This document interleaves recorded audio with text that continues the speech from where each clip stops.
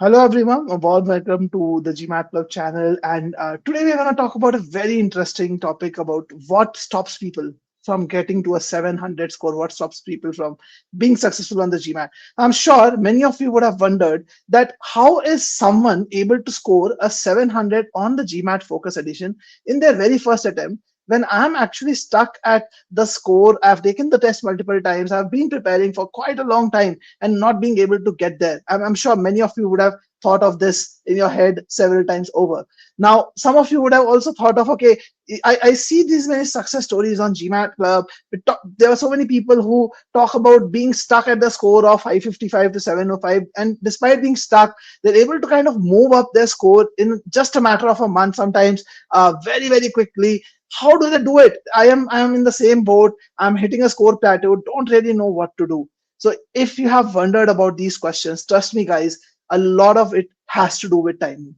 And I'm gonna help you understand and identify the reasons why you are failing to achieve the goal, or why you could fail to achieve the goal if you are just starting your GMAT prep. So hi, this is Piyush, GMAT coach from GMATWhiz. I have been helping students improve their GMAT scores for the last 11 years. There are like thousands of people I've helped across these years improve their scores, get into top B schools across the globe. Every single day, I get messages of students talking about how they got into LBS, Harvard, Stanford, top colleges after improving like on their GMAT and other things. So today I'm gonna talk to you about the key strategies that I've seen working for these people, and also strategies that they don't follow and leads to their failures. And a lot of it has to do with timing. So without any further ado, let's talk about the 5 habits that we need to build as a student, or you need to build as a student, in order to get the 700 plus on the GMAT. Okay, so habit number one,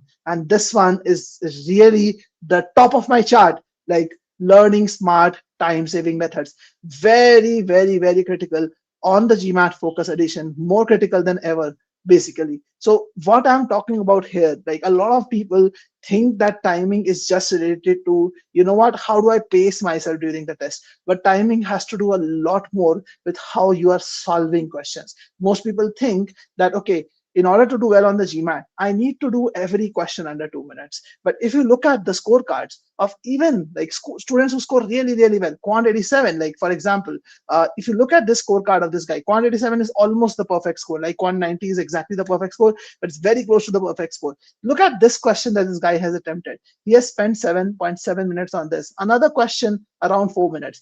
But you need to understand, why is he able to still get to that target score, like that amazing score, despite spending that much time on some questions? Because he's able to do so many questions under 1.5 minutes. So it is very critical. If you really want to do very well on the test, you have to form the habit of being able to actually do some questions really fast. Because trust me, no matter how good you are, there will be some questions on the test which are really going to be hard, and they are going to take out a lot of energy from you and time from you. Now, I'm not saying always 7 minutes, but it could be 4 minutes, 5 minutes, and you need to counterbalance them by being able to do some questions under 1.5 minutes. Not just the story for quant, by the way, this is a story for DI also. Look at this course student, started with first 3 questions, 4 minutes apiece, and then the fifth question also took him 2.5 and 4 minutes, but still he was able to do really well on DI. By the way, this score is 98th percentile. So by no means this is a average score or anything, just to be clear, guys.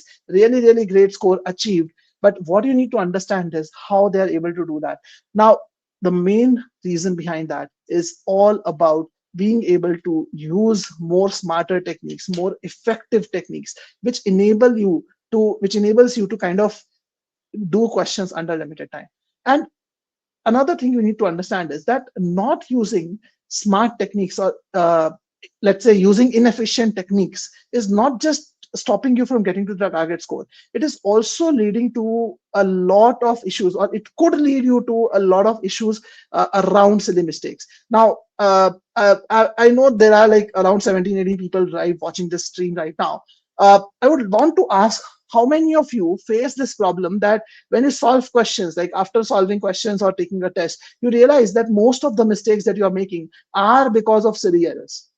I would like to hear from you guys. Like, okay, whosoever is watching this, just a quick yes. Like, if you face if you feel that most of the mistakes that you are making are happening because of silly mistakes. And also maybe like you could have seen, those of you who are facing those silly mistakes, like till the time people respond in the chat here, those who are facing the silly mistake issue, they might have seen that as more times pass, they're actually finding the number of the silly mistakes actually going up in most many cases. So I see some yeses. I see some yeses from Kush, Satya, and Jamish Kamo. Sorry if I'm James, I think, yeah, James. So I see some yeses. Yashir says official mock 1 and 2. So probably you mean that in mock 1 and 2 that was something which happened with you. So I see decent number of people saying yes, this is exactly what is happening with me.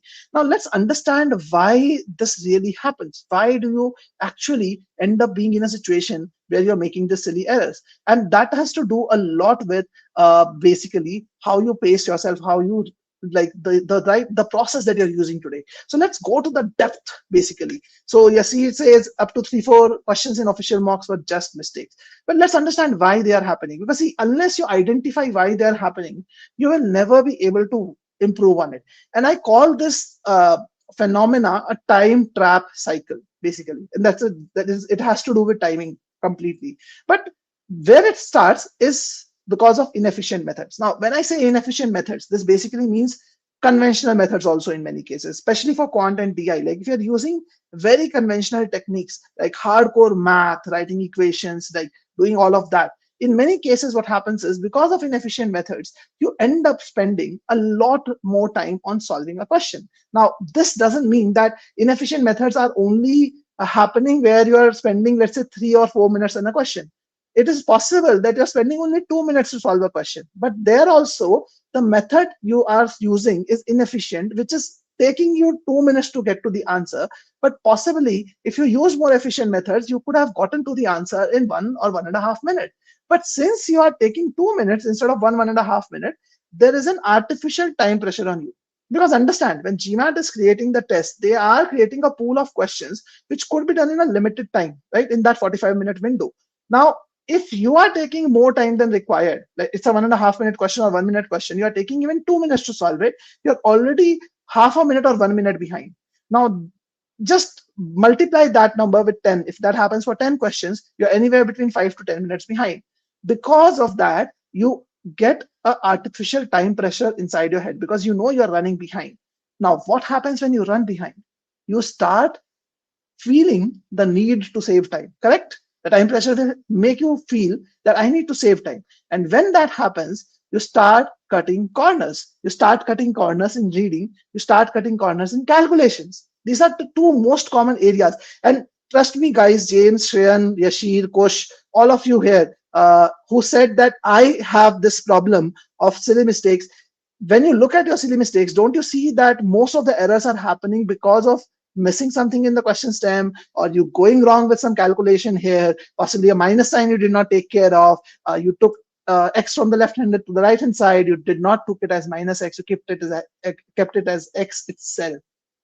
Those kind of errors happen most commonly, right? The reading errors, the calculation errors. But why are they happening? Because you have a need to save time, you are cutting corners basically there. And because of this, what happens is silly mistakes happen, obviously. But when you realize that your answer is not matching, you have to then start rechecking the answers. You have to start looking at the question again. You have to start solving the question again. So I have Shubh here saying, what's the method then? Don't worry, Shubh. I'm not going to let you just tell you that, okay, you use smart methods. I'll give you examples. Don't worry. Just be patient with me. Let's understand this entire process.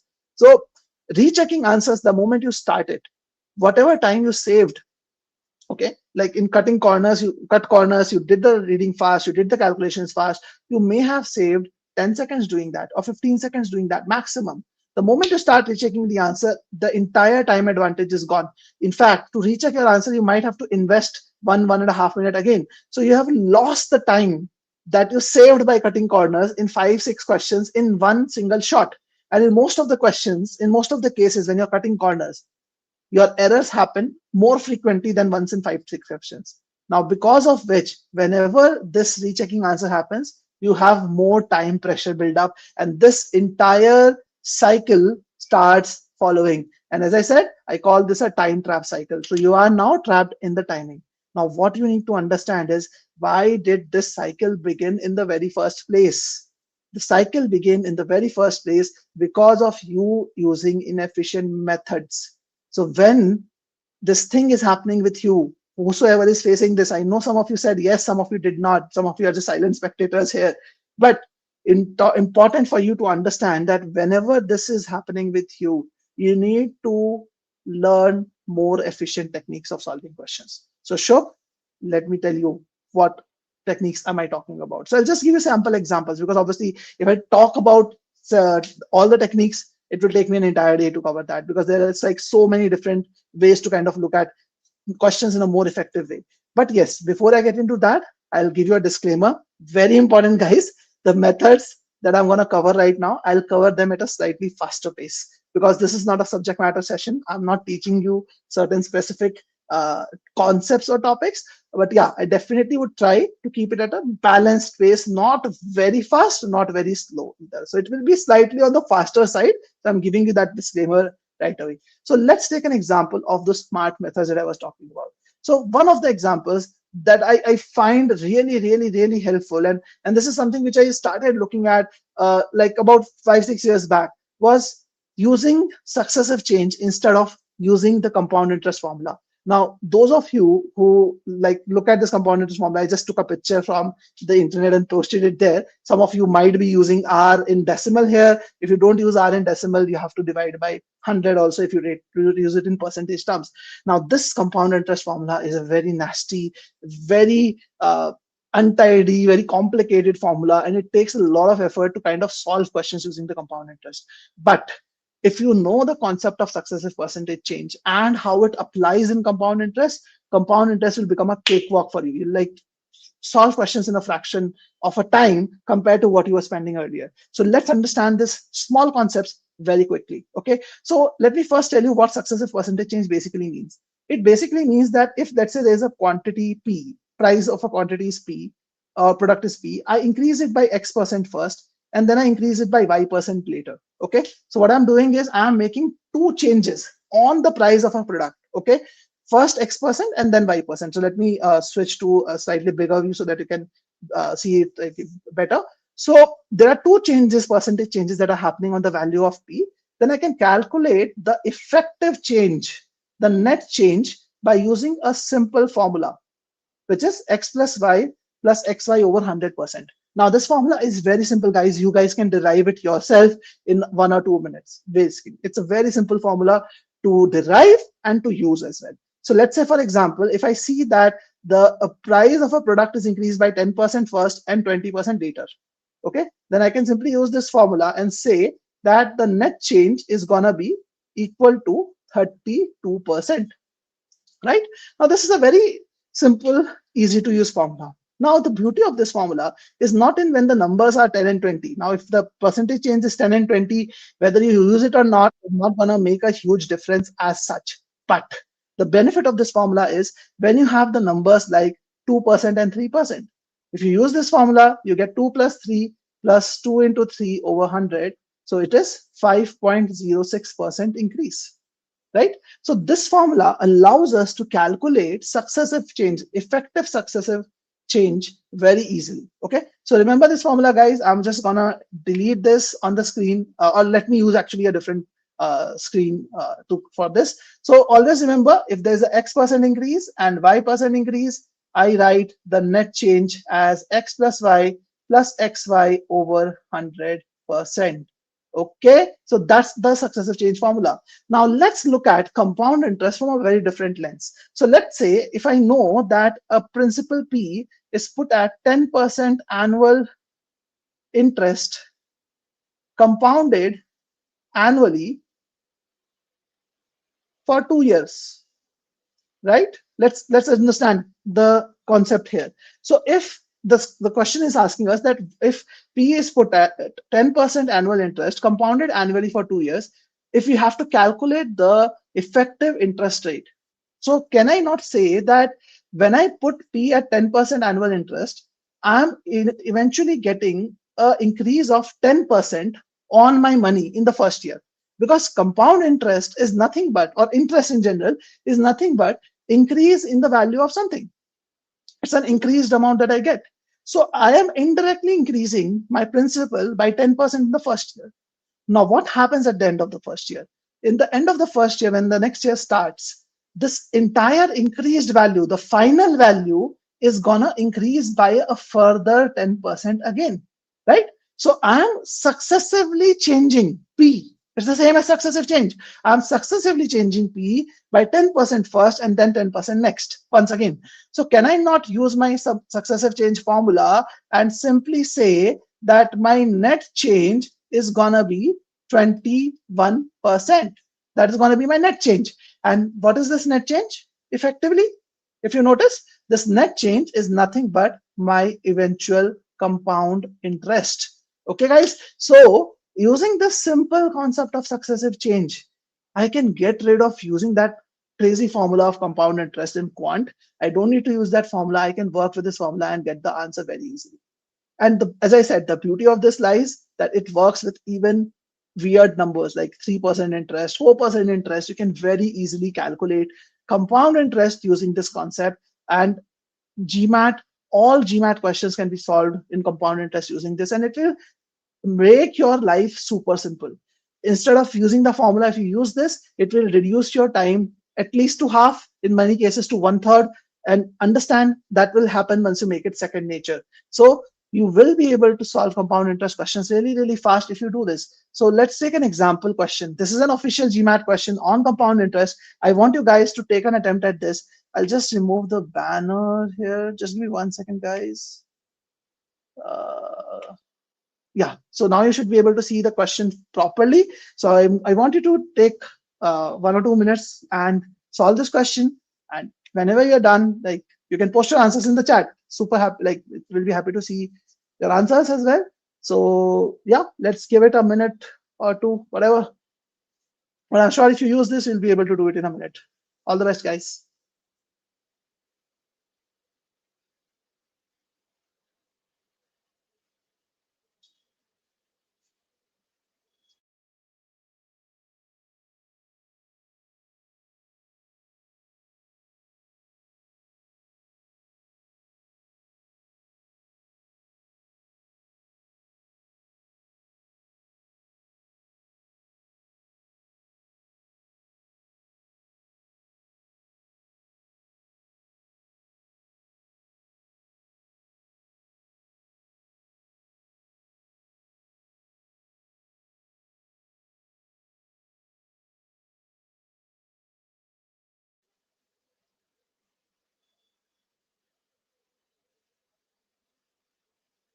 Now, just one important thing. Again, as I said, I'm teaching this at a slightly faster pace. So if the annual interest is 4% and it is compounded semi-annually, we need to understand that the increase is happening at 2% twice. That's the idea, basically. That's what you need to understand. Okay. So the increase is happening 2% twice. Even in your compound interest formula, that's what you will do. You'll take the rate as 4 divided by 2. It will become 2 eventually. So you'll do it twice.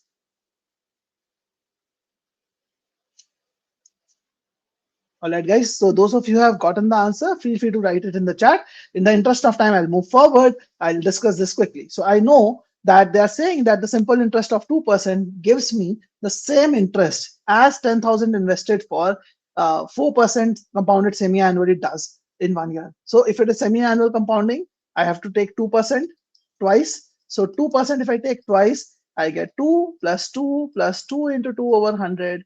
So my interest eventually is 4.04%.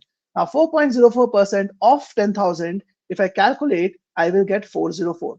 Now 404 is my interest value. 404 is my interest value from the second sum. Now this is equal to the simple annual interest of 2% for X. So if I write it like that, again, usually I don't write it like that. I generally use solve more logically. But again, just so that everyone understands, I'm writing it like this. So I can write X is 404 double zero divided by 2. So it's 20200. Okay. And that's our answer. So if you use this method, and again, try using the compound interest formula and try finding 1.02 square. Then you have to subtract 1 from it. All of that calculation you have to go through if you don't use this concept. So this is just one example of using the smart method to solve a question type. basically. And the beauty about this method is it is not just basically applicable in one case and it's like and won't work on other case. It will always work in every single compound interest question because it is not a shortcut. It is just a logical way of looking at compound interest rather than looking at it from a formulaic perspective, looking at it logically as to what it is actually doing eventually to the sum and working around it. So whenever you use a logical method, the benefit of using a logical method would be that it will always work, no matter what the question is, no matter what the context is. It will just work as well as the regular approach would work, and it will help you reduce the time. So these time saving methods, if you learn, automatically your question solving becomes a lot faster, a lot better. Now, I wanted to do it for another question also, not just the compound interest, another part, but there are a lot of topics where you can actually learn this. Compound interest is one thing I showed you. It can be like a lot of smart methods are there for divisibility, permutation combination, overlapping sets, inequalities, weighted averages, even odd numbers, distance speed, percentages, and many more questions can be solved with logic. And that is the good thing about GMAT. GMAT doesn't really test you on heavy math where you need to write down a lot of equations, solve a lot of equations. It rather tests you on basically logic driven things. So if you apply logical reasoning to solve those questions, you will be able to solve them under limited time also. And time will not be your enemy. Time will become your friend in a way. It will allow you to be able to do more questions, give more time to harder questions, and get a higher score. That is what we need to understand. Now, that is something which will push your, like, again, let's leave all of this. Let's move to the next important thing. So that brings us to the next habit, understanding what GMAT is all about. A lot of people think that GMAT is just another timed test. It's just another aptitude test, like a lot of other tests like CAT, or like you would have taken some other aptitude test in your life. So, but GMAT is honestly a test which is aptitude but plus psychometric. Now, when I say this, some of you might think, where do I see a psychometric question in GMAT? There is no behavioral question in GMAT directly. Yes, you are right.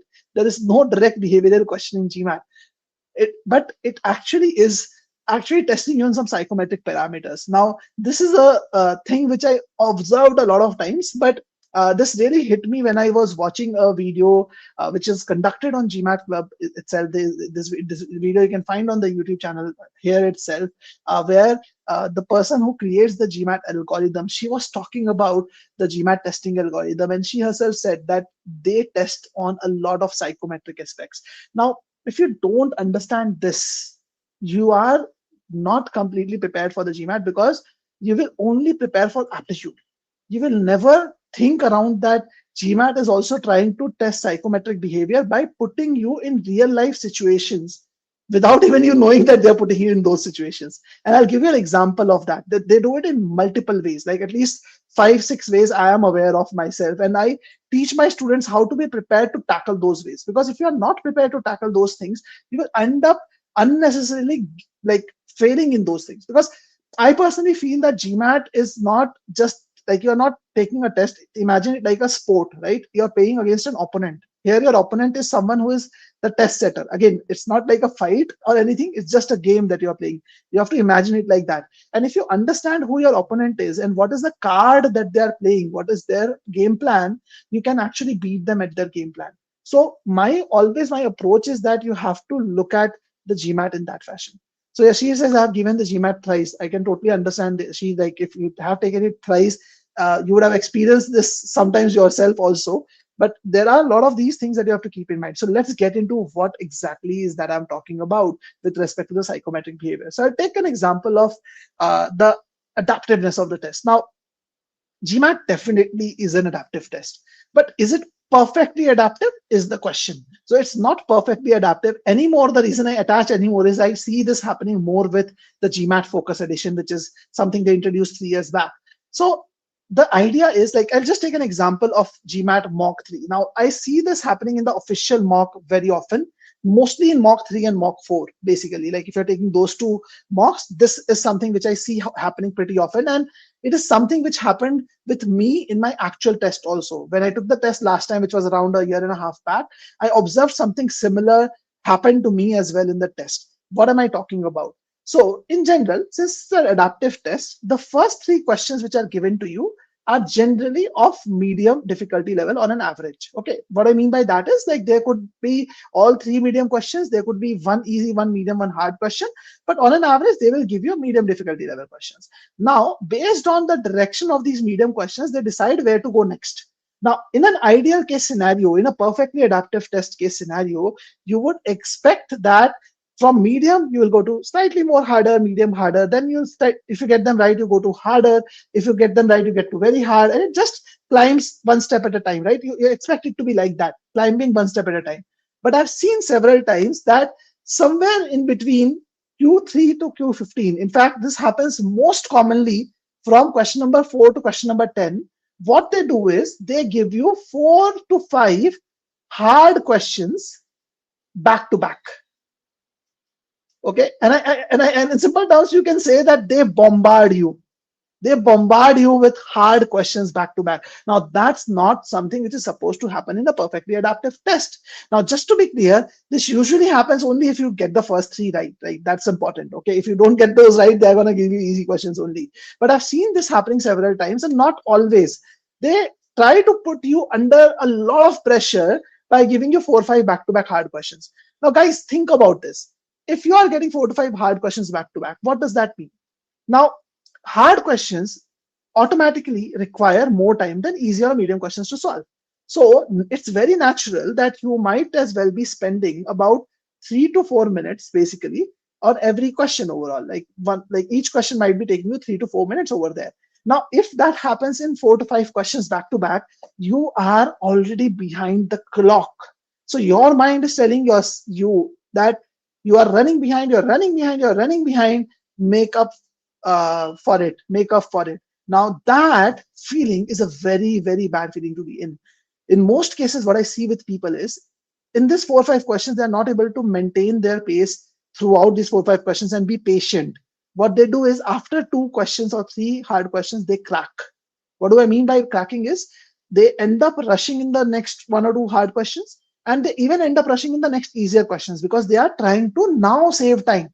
So that time saving trap, that cycle kicks in. So they try to cut corners, they rush through the information, they don't read the information right, and they even make errors in simple questions.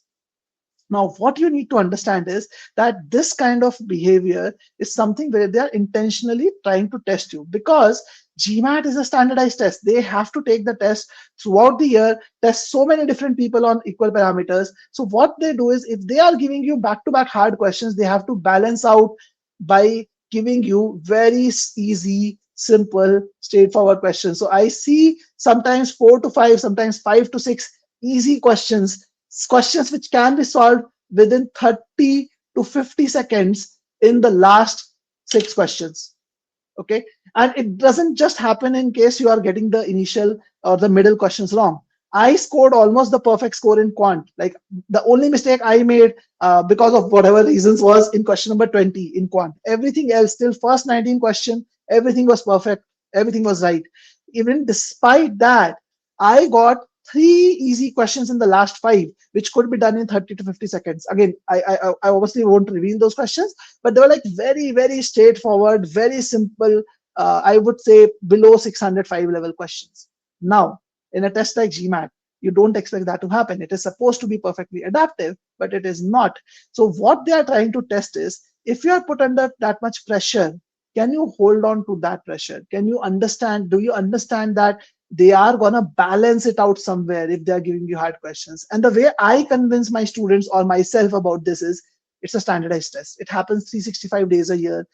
To compare everyone across basically those 365 days and give them a percentile score is a very difficult task. And hats off to GMAT to be able to achieve this with this perfect efficiency. And the one of the parts that helps them get to that efficiency is the standardization. So if you're getting a hard question, understand there will be something easy or medium to balance it out. So give it the due time that is required, guys. Understand that. So GMAT is testing on the psychometric aspects. Now, this is just one part of it, right? They are putting you in a difficult situation and trying to test you how you respond to it, basically. So if you don't respond to it well, you make mistakes. You don't even, in many cases, leave enough time for the last questions, because when you make calculation mistakes, as I said, you end up losing more time than required. And when you're under pressure, you don't find easy questions easy enough either. Okay. There is another way in which GMAT puts you under psychometric pressure. So I want you to guys to solve this question. This is another official question. I want you to take a minute or two. Like, I'll just go full screen again on this one. So you have 2 minutes, solve this, and then we will discuss this. This is another interesting question overall. All the best, guys.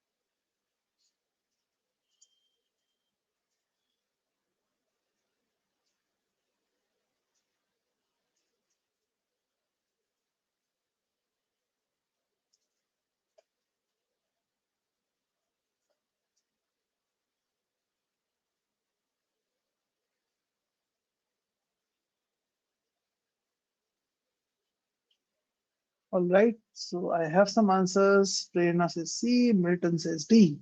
Okay. Those who get the answers, you can feel free to post them in the chat here.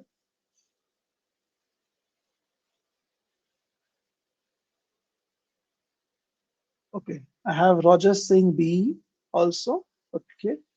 3 different people, 3 different answers. Okay. All right, guys. Let's start then. Let's, in the interest of time, we'll have to move forward. So let's start with this. Yeah, she says D as well. Okay. Now, why I brought this question. This is a really interesting question, and I have like so many questions that I can show which are on similar parameters. Now, if you look at this question, like the way I did this question, or let me tell you how most people do this first, and then I will talk about how I did this question when I did it for the first time. Okay, so most people, the way they do it is, let k be 10 equal to the power 10, then k is 1 followed by 10 zeros. And then they say the number k to the power k is 1 followed by how many zeros? They're like, okay, k is 1 followed by 10 zeros, k to the power k will be k followed by 1 followed by k zeros. So k zeros 10 to the power 10. One of the most common answers I see people taking 10 to the power 10 C. Okay, that happened to be the first answer today also we got from Prerna. Another way people look at it is k is 1 followed by 10 zeros, so k to the power k on the top of it k, so 10 and 10, 10 into 10, 100. So pick 100 also sometimes. Some people just add 10 and 10, pick 10 to 20 as well as the answer. Real answer is completely different. Real answer is actually D, but we will get to that in a bit. When I read this question, this is how I read it. Okay. And I want you guys to observe this very, very, very, very carefully. And then you will understand why GMAT is actually testing your psychometrics also. So let's see. So when I saw this, I was like, k is 10 to the power 10. Then k is 1 followed by 10 zeros. So I was like, I was questioning myself that why are they even telling me this? Don't I know this? Like, if 10 to the power 10 is there, I know, right? 10 to the power 10 means there is 10 zeros after 1, right? 10 to the power 10 has 10 zeros. So I know this, and I'm expected to know this. And not just expected to know this. GMAT tests us on this. There are so many questions where they ask you how many zeros are at the end of this number, or how many digits are there in this number, where they expect you to know that 10 to the power n has n zeros or n plus 1 digits. Am I wrong in saying that? Does GMAT not test you on these things? Please say a yes if you have seen questions where GMAT tests you on that knowledge. Okay, you can say a yes in the chat. So if GMAT tests you on that knowledge, my point of view was, why on earth are they giving me this information? This information is simply useless. So I did not let this information penetrate my mind. I did not let this get inside my head.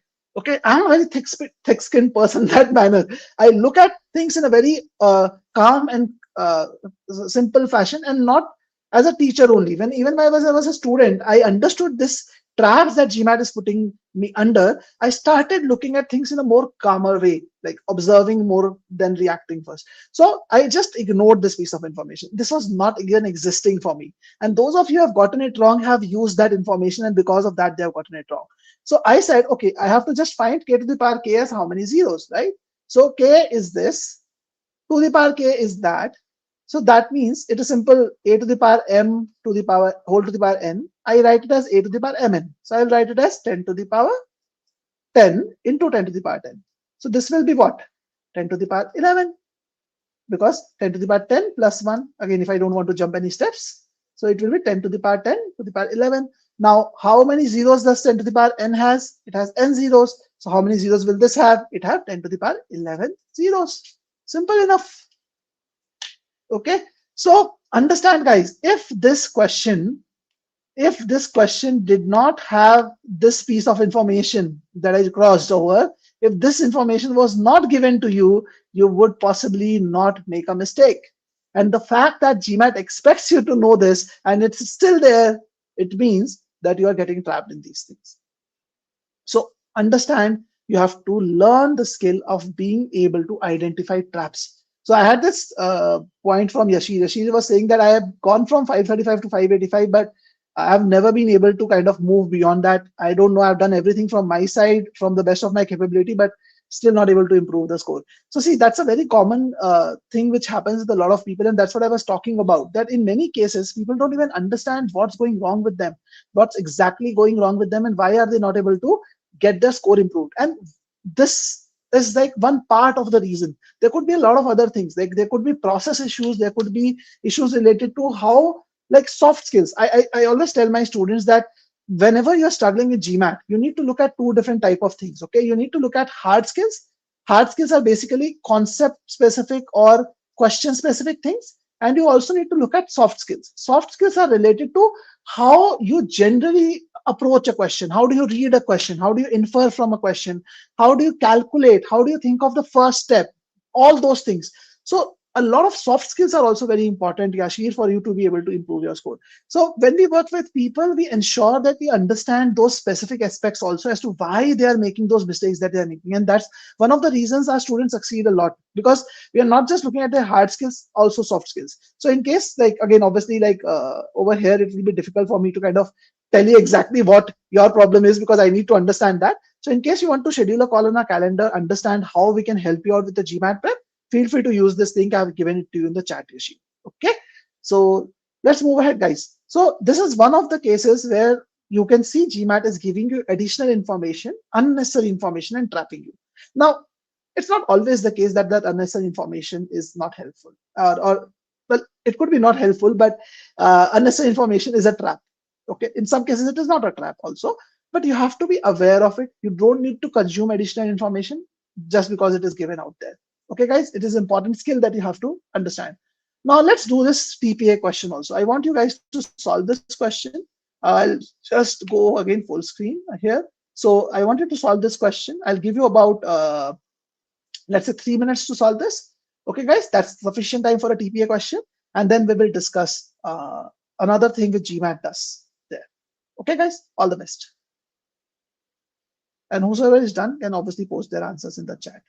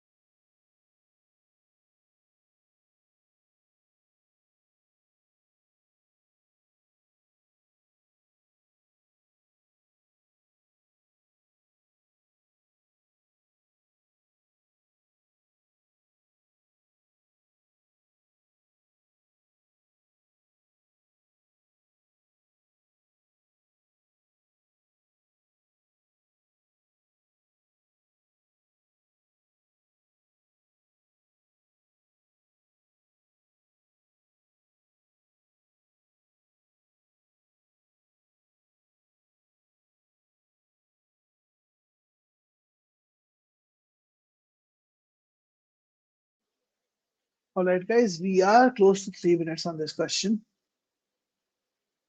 But yeah, I'll give another 30 seconds maybe. I have one answer from Milton. Okay, Milton just changed his answer. Okay.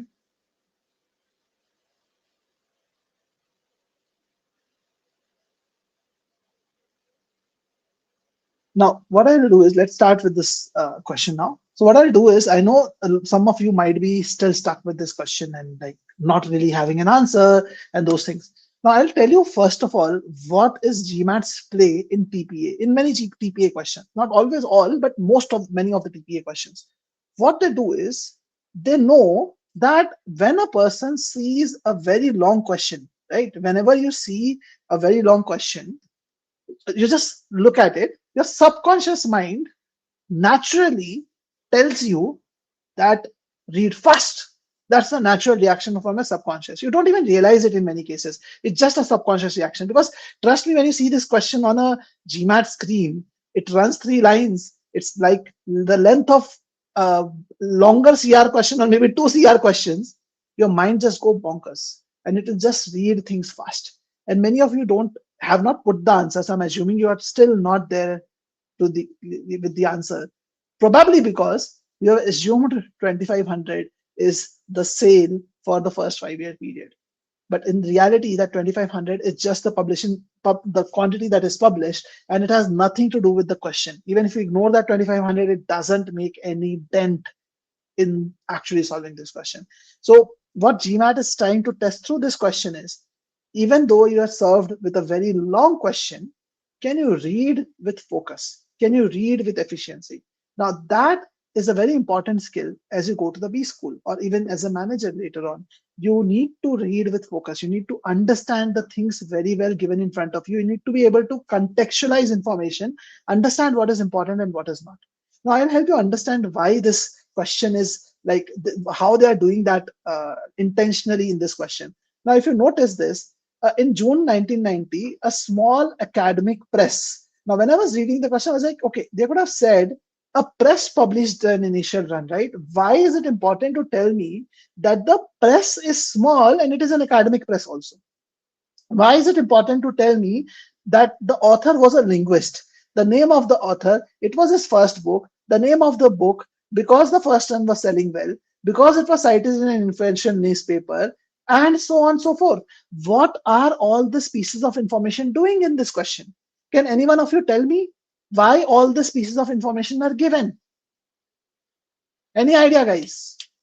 Let me see how many of you get the intent of GMAT giving all this information.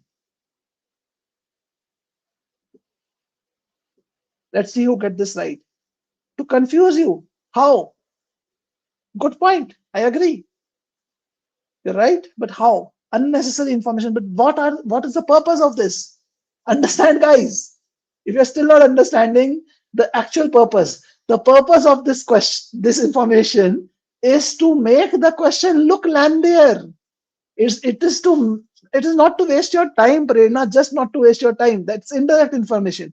In indirect inference, I would say. It is to make the question look lengthier. It is to make it look intimidating. That's what they're trying to do. When you see the question is this long, your mind automatically goes into a rushed mode. It automatically triggers a rushed mode. And that's why I said this, use this word psychometric. They're putting you under those situations on purpose. Now, guys, if you're not prepared to handle that, you will never be able to handle this question. You will get this wrong, or you may get this right, but you will spend a lot of time.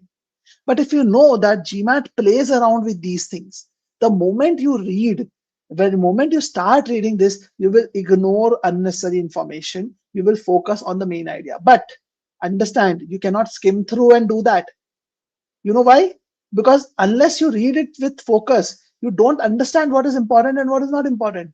So while reading, you have to read everything. You can't just skim over it. If you skim over it, you'll make a mess for sure. You'll miss out on a lot of things. And that's what GMAT is trying to make you do. That you skim over things. Look at a longer text, you skim over and you miss things. So make sure you read well. But then you decipher what is important, what is not important. If you decipher that, question is a cakewalk. You know that Basically, in 1990 to 95, whatever the sale was, if I assume the sale to be X, it says that total sales for the period from 95 to 2000 represented an increase of 52%. So 95 to 2000 was 52% extra. That means it was 1552x. You can write 1 plus 52 over 100 into x, whatever. Eventually, you'll get this. And then they say by June 2000, Vermeulen's book had sold a total of 3843 copies. So by June 2000 means the sum of these two is equal to 3843. Now, if you solve this equation, you will get x equal to 1525, which is very close to 1530. And that's your first option. Then they say that 2020, between 2000 to 2005, the sale doubled from the previous 5 years. So it became doubled. That means it became 3.04x. So if your x is 1530, three times of that has to be this one, has to be 4640, and that is your second answer. So what I'm trying to help you understand is that GMAT tries to get inside your head by making you feel intimidated, giving you external additional information. And there are a lot of ways that GMAT does that. You might think, Piyush, you are just hand picking questions where this is done. No, guys, there are like so many questions. I can show you hundreds of questions. And I make sure that I prepare my students for it. Again, I can do this question also, but again, we are already at a 50-minute mark. I don't want to extend the session too long. You can take a screenshot of this question or you can watch this in the recording. Another great question of GMAT. It's an 8 to 5 level question.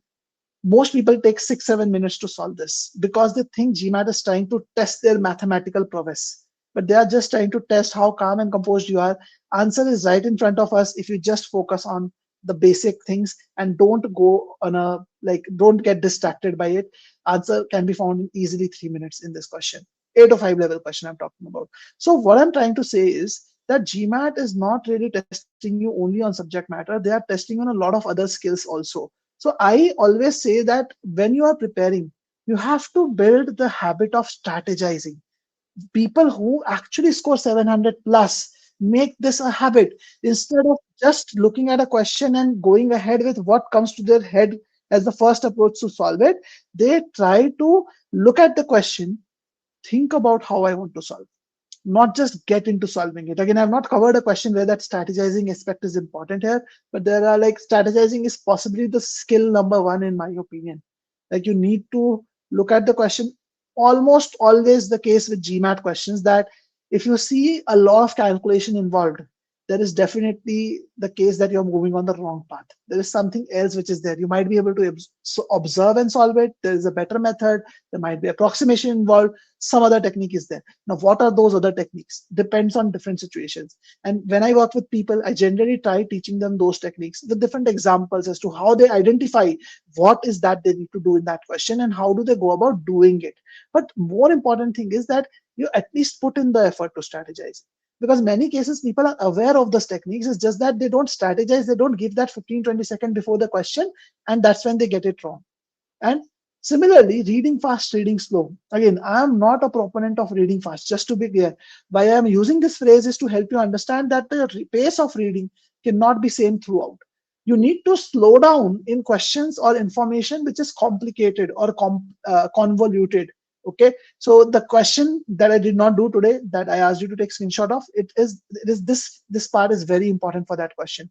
You need to be able to understand when you're not able to understand things. Okay, so you need to be identifying that, and when you're not able to understand things, slow down your pace of reading, because if you keep reading without understanding, you'll keep wasting your energy and time, and you will only get confused and waste more time. Working under pressure, I talked about that, right? If you see very long sentences and all of that, how that pressure does to you. So you have to be able to handle that pressure. You have to address confusions heads on. Very important. Many times the information is confusing, or there is a trap in the question which confuses you into thinking about something else altogether. You need to be able to address that confusion. In most of the cases, when people get confused, they don't identify what is confusing them and address that. They just try to play around the bush. Don't do that. That's a bad thing, because if you get confused, you will lose control. And in my opinion, in simple terms, the main skill that is required is to be in control. Being in control is a skill, is a habit you have to develop. No matter what happens, if you get a question wrong, even if you spend, let's say, more time on it, still get it wrong, take a break. Talk to yourself. Don't lose control in the test. Important to remember that you are driving the test is what you need to think. Even if it is not going in the right direction for you, you need to think that. And I strongly believe that you have to build this good habits. You have to build these habits from day one. People ignore them. People think, okay, you know what, these are like just gyan, this is just lecture, this is just basic gyan. But how is it important? Trust me, guys, who those of you who are struggling, don't take these things lightly. These are very important things. Many of my students have improved. Like 70% of the reason why they improved was this habits that they built. And I always say, build this habits early. It is important for you to build these habits early. You should not leave these habits for later. Trust me, you'll not be able to build them later. So very important to build this good habits from the very beginning. Strategizing, being in control, reading fast, reading slow, all these small skills you have to develop. Now, some of them you're really good at, could be really good at. Some of them you might not be. So you have to understand which habits you already have, which habits you don't have. So that is another thing which is important. Now, when we work with people, we help them understand what are their skills, what are their gaps, what are the things that they need to change. Important for them to obviously work on that as well. But yes, when you work on building this right skills from day one, these habits, you are really getting prepared for GMAT, because GMAT, as I again repeat, is not just an aptitude test. It's an aptitude test plus a psychometric angle attached to it. So you have to prepare for that also systematically. Now, the next thing which is very important, habit number 3, which actually helps people get to the 700 plus score, is the right timing strategy. Now, I hear this from a lot of people. I speak to almost 4 or 5 new students every single day in my life. And I hear this from a lot of people. They keep telling me, Piyush, you know what? I have heard this from some place, this place or that place, that, you know what, you divide the test in 4 parts. Like, let's say, DI, 20 questions. 5 questions, first 5 questions, you should spend about 11 minutes. Next 5 questions, another 11 or 12 minutes. So I keep markers around that, okay, after 5 questions are done, I should have around 33, 34 minutes left on the clock. So they try to linearly pace themselves in many cases, thinking that linear pacing is the best. But remember, GMAT is an adaptive test. And for a test, adaptive test like GMAT, a strong start is very important. In fact, the last few questions don't matter as much in most of the areas. Like quant, it does matter a lot, but in verbal and DI, it doesn't matter as much. I'll show you data. I'll show you data and it'll help you understand that. So basically, if you look at the scorecard of the student, okay, for data insights, this student has made 7 errors in data insights. As you can see, 14 to 20, he made 6 mistakes out of 7. And 1 error happened in question number 5 over here. Okay. Now, if you look at the score of the student, he scored a 96 percentile, which is a 83 in DI. It's an amazing score. Like DI, anything 83 or above is a great score. 80 to 82 is a decently good score. Less than 80 is a low score, I would say. Lower average score, I would say. Like, depends on how less than 80 are you at. But 83 or more is a great score, in my opinion, in India. It does take a lot of effort to get there. So this person was able to get there. Now look at the student scorecard. Okay, this student has made 6 mistakes. Now I want you to guess the score of the student on the right side, or score or percentile. Like, let me know, guys, on the in the chat itself. What do you think is the score or percentile of the student on the right for DI? The first guy scored a 83 with 7 errors. This guy is making has made only 6 mistakes. I want you to guess his score or percentile. Any one of the two. Let's see some responses. I made 5 mistakes in quant and I got a Q79. You should have seen people making 1 or 2 mistakes and get a quant 80. Trust me. And I'll show you scorecards also. Don't worry about that. It happens. You have to understand where you make the mistake matters a lot. This guy, for example, again, in the interest of time, 79 percentile is what he scored. DI 79. Imagine, he has made one less error than the first guy, but his score is lower because, again, he possibly saved too much time for the end, cut corners in the beginning. Like, this questions that he got wrong costed him dearly, even this one for that matter. But the idea is that if you look at scorecard of successful students, this guy's score is 96 percentile, 97 percentile, 98th percentile. You'll see one story repeating in all DI scorecards of most of the students. If you see all scores, all of these cases, you will see that the first 2/3 of the test, question number 13. Let's put a mark around that, because see, if you look at two-thirds of 20 questions, it's around 13 questions. In the first two-thirds of the test, this guy has made one error. This guy has made one error. This guy had made zero errors. But in the last one-third, he has made 6 out of 7, 4 out of 7 errors, 4 out of 7 errors. So see that in GMAT DI, if your goal is to get to 98th percentile, it's the first two-thirds of the test that matters. Okay, so Balidar says, I get the 83 plus in some tests I get a 78. How can I improve consistency? So we have to understand why that is happening first of all, so that we are able to improve the consistency. So if it is happening because of specific question types, you need to go deeper into them, look at your process of solving and improve your process of solving those question types. If it is not happening because of that, it is happening because of possibly you not giving enough time in some tests to initial questions, then that is a bigger problem. So if DS is a struggle, honestly speaking, getting consistency is DI is very difficult.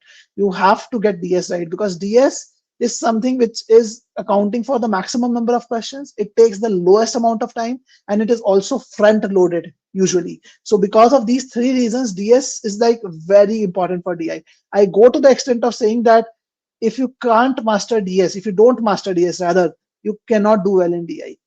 It's simply the most important area. So you have to identify that, work on the improvement in DS, improve the process, understand why DS is going wrong, and then work on it. So generally when we work with students, I spend 1 or 2 hours just on DS process itself, help them understand how they need to think. Again, I don't want to go on all the detail, then it will be a DS session again.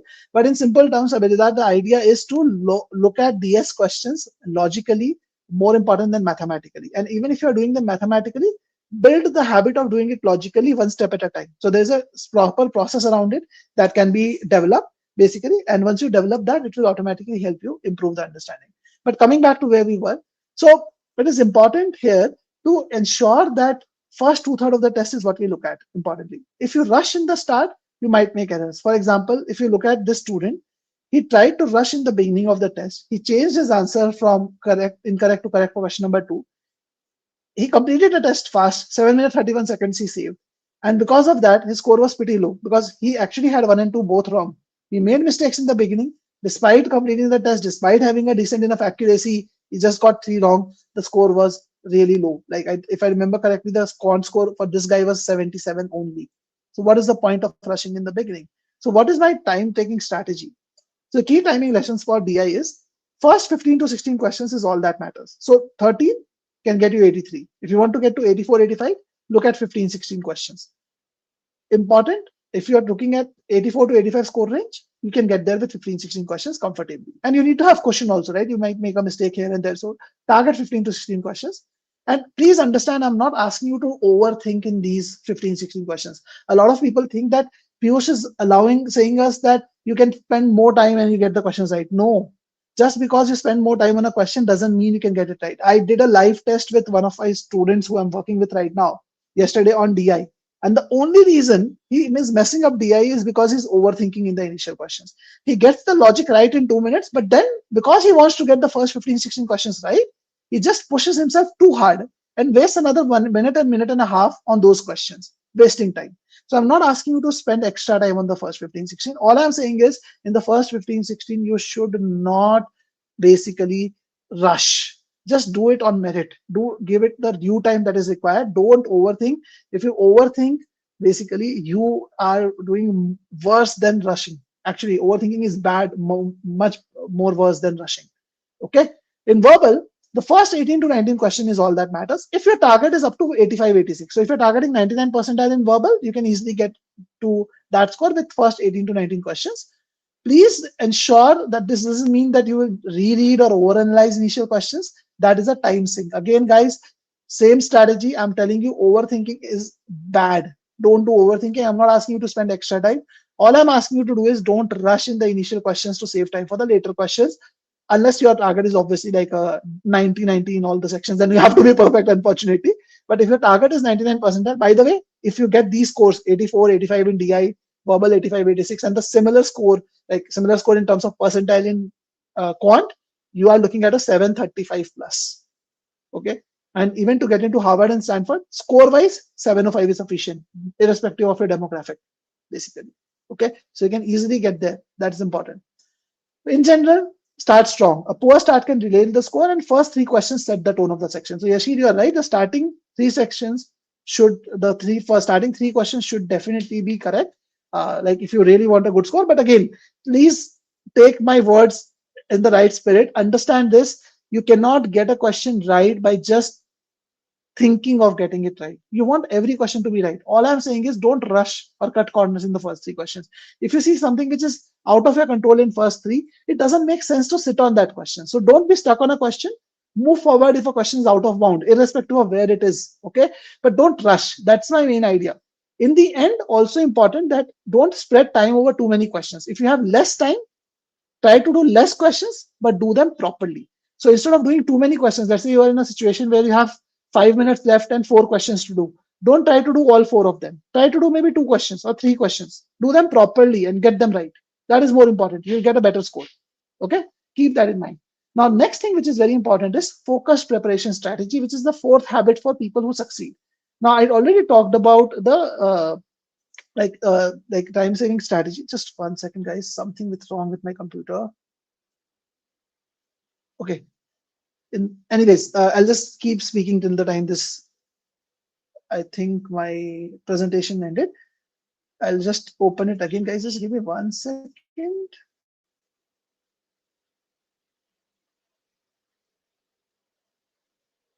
Yeah. All right. So what I was like, it will open a bit. Okay. So it just opened. Yeah, I'll go to the right slide that I was in. Yeah, let me share my screen once again, guys. Okay, just window.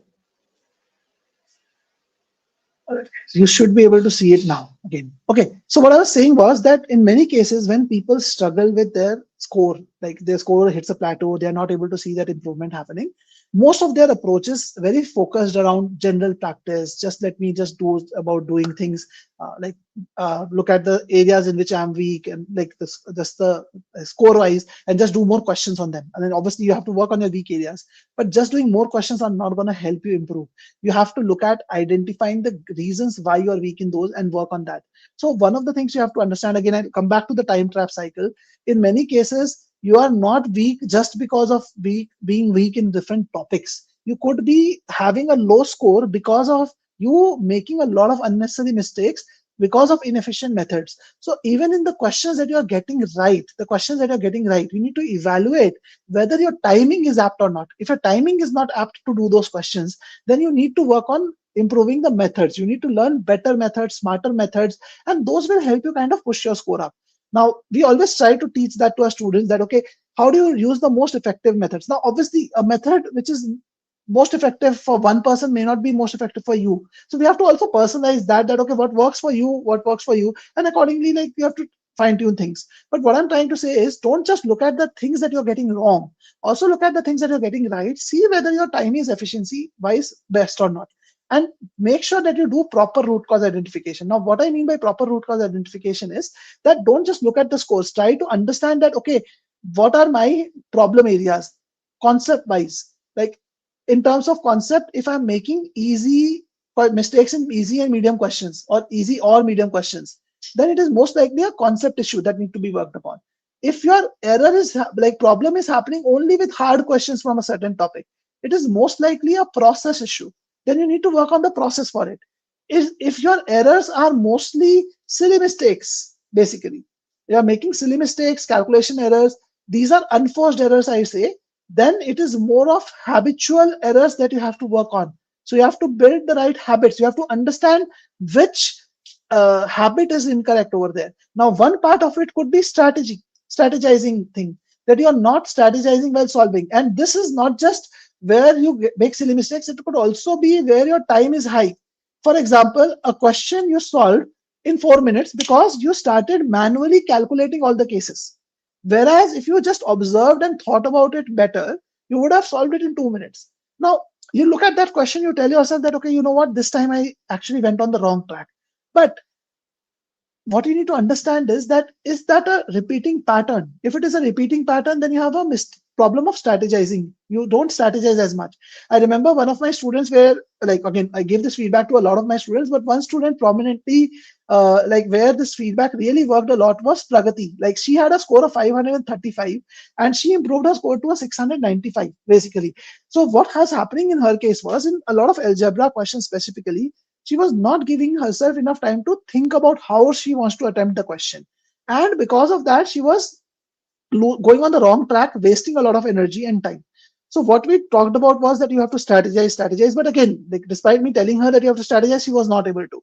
So one of the ways I recommended her was that you do one thing. After you read a question, in algebra specifically, you switch on a timer for 30 seconds. When after reading the question, not before reading the question, after reading the question, switch on a timer for 30 seconds. In that 30 seconds, you're not going to put pen to paper, you're not going to solve the question. You're going to just evaluate what are my different options to solve this question, what are the different processes, and which one should I use, basically. So observe and strategize in those 30 seconds. And it worked wonders for her. In case any one of you wants to check her, like, debrief where she talks about, like, what changes she made to her prep and all, I'm just sharing that over here. You can, guys can go through this later on also. Like, amazing story. Like, last year, I think in 2025, this was the second most watched GMAT debrief that was there. So she inspires a lot of people. But yeah, one of the very important things that we worked together on was the strategizing thing. So you have to do correct root cause also, identification. Now, obviously, like, it could just be conceptual knowledge, it could just be advanced questions you're not able to do because your process is weak. But unless you identify the root cause correctly, working on it is difficult. So don't just do random practice questions that, yeah, I'm just doing random questions from XYZ. GMAT Club is a great resource. You'll see a lot of official questions, some really good solutions out there also. But make sure that you're not using it randomly. Do it in a systematic fashion. Understand where you are going wrong, basically. And if you're not able to identify that yourself, hire someone. Work with someone who can help you with that. Like, we are one of them. We help people with their studies, with their prep, and we have been able to achieve good results primarily because of our focused effort on personalizing the entire learning process. So in case you want to also work with us, feel free to reach out to us. I'll share the details of connecting with us, basically, on our email IDs and all of that later. But yeah, in case you want to schedule a call on my calendar, understand how we can help you out, you can always do that using this link. I've shared that here. It is there in the comments as well. Like, not the comments, the description as well. Okay, guys. Now, after root cause identification, another thing which is very, very critical, and I seriously feel that this is a very like, misunderstood concept. Do people don't use mocks very appropriately? I see people making this mistake. Like, for successful students, I always recommend that, like, you don't need to take too many mocks for GMAT. Like, maybe 5 mocks, 6 mocks, more than sufficient if you do that right. What many people do is take mocks too early, too fast. What they do is, from the beginning of their preparation, from the get-go itself, every week they start taking mocks, even without completing their entire curriculum. So please understand, common mistakes is, don't use mocks to identify weak areas. If you're using mocks to identify weak areas, you're making a big mistake. The reason, I have a reason for that as well. I'll help you understand the reason. See, if you want to really identify your weak areas, it's better to use sectional tests, because in a mock test, you will not get enough questions. So it's better to take sectional tests. So for example, if you want to identify weaknesses in quant, take a sectional test for word problems. Take a sectional test for algebra. Take 20 questions from there. Take a sectional test from number properties. This, rather than doing a 21 question quiz on quant.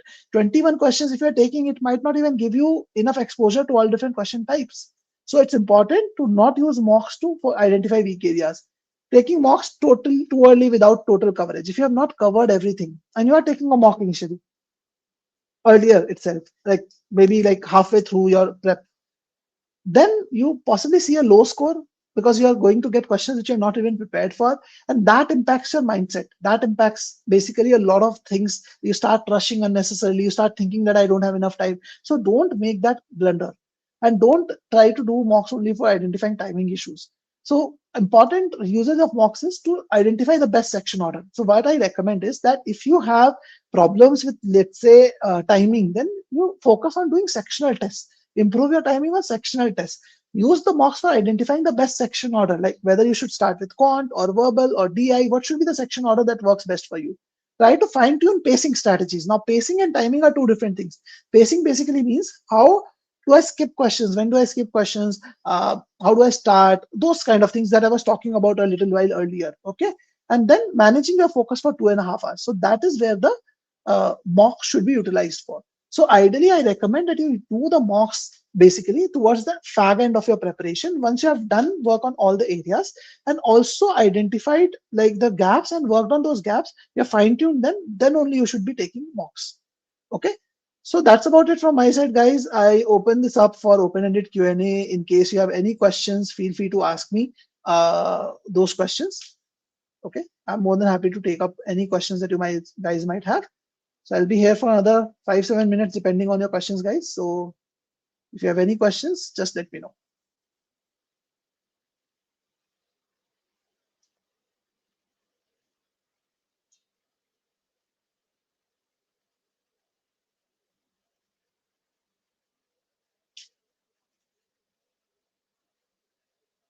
All right, guys. So if you have any questions, do let me know. I'm just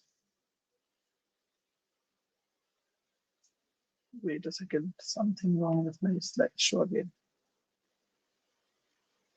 I'll just remove the slide for a minute. Yeah, I think there's something wrong with it again. Okay, where can we find free sectional tests? So again, there are not many free sectional tests out there. So I think official website has two, which you can be taking twice each. So obviously that is there, one of the sources.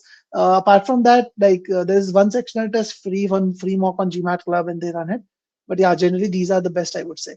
So mocks I get 83 plus, but on others I get 78. I've already talked about that, Balinder. I struggle with quant. How many questions should I practice a day for each subject area? So Jessica, it's not about how many questions you practice. Again, if you have been in the session, you should have understood this by now that it's more about working on your weak areas, working on exactly what is wrong with your weak areas. So instead of doing more questions only, like first see whether it is related to just practice or is it related to actually problems with your approach. So first work on improving your approach first. If your approach of solving the question is right, if a process is right, then doing even let's say 10 questions on a particular topic is good enough, basically. If your approach is not right, you might do even 50 questions, 60 questions, it will not work. Okay. So important that you identify the root cause, work on that, take action on it, and then you will see the improvement. So anywhere between 10, even 20 questions you can do from a topic if it's a weak area. But please make sure that you identify the exact gap, why you are making a mistake in it, and work on that accordingly. Don't just randomly do more questions and thinking that okay, things will change because of that. Okay. Great, guys. So I don't see any other questions. So I hope you found the session helpful. In case you want to reach out to us, you can always send us an email on support@gmatwiz.com. Unfortunately, the slideshow has again ended some problem with the presentation, but no worries. So you can reach out to me on that, and you can always schedule a call on my calendar using this link over here. This link is available in the description as well. So I hope you found the session helpful and it gave you an idea as to where you should focus your energy to get to the 700 plus score. So make sure you do 100%. And by the way, if you have test schedule for Monday, just stay calm and composed. Just relax. Okay. Don't do anything new in these days. You just need to repeat what you are doing. So try to stay calm. Do a little bit of revision today and tomorrow. But Sunday you should not study. Stay calm. That's the most important advice I can give you. Okay. All the best, guys. It was great interacting with you, and we'll see you soon on another live stream, hopefully. All the best. Thank you.